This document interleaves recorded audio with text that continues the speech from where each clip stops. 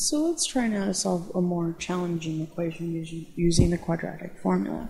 So for example, if we have 6x squared plus 7x minus 5 is equal to 0. Now let's recall the quadratic formula and what it states. It says given an equation of the form ax squared plus bx plus c is equal to 0, the solutions for x will be given by this. This is very useful but somewhat monstrous equation. So now, equating the coefficients in ax squared plus bx plus c to the example we're given, we see that a is the coefficient for the x squared term, which is 6.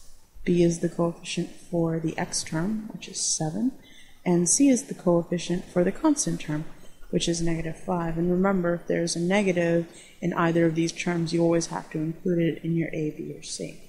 So now that we have a, b, and c, we're in a position where we can solve for x. So x is going to look like minus 7 plus or minus the square root of 7 squared minus 4 times 6 times negative 5 all over 2 times 6. Alright, so let's start simplifying. Alright, let's leave that negative 7 there. And let's simplify the stuff inside the radical sign. So 7 squared is 49, and then 4 times 6 times negative 5 is the same thing as 24 times negative 5, which is negative 120. So this is going to be minus 120 all over 2 times 6, which is 12. So now we get minus 7 plus or minus radical sign. And inside the radical, we have 120 minus 49, which is the same thing as saying plus 49, right? So now adding these, we get 9, last term, 169. So in the radical, the sign is going to go 169, and then all over 12. Now, the next step is evaluating the square root of 169, which we know to be 13. So this is going to simplify to minus 7 plus or minus 13 all over 12.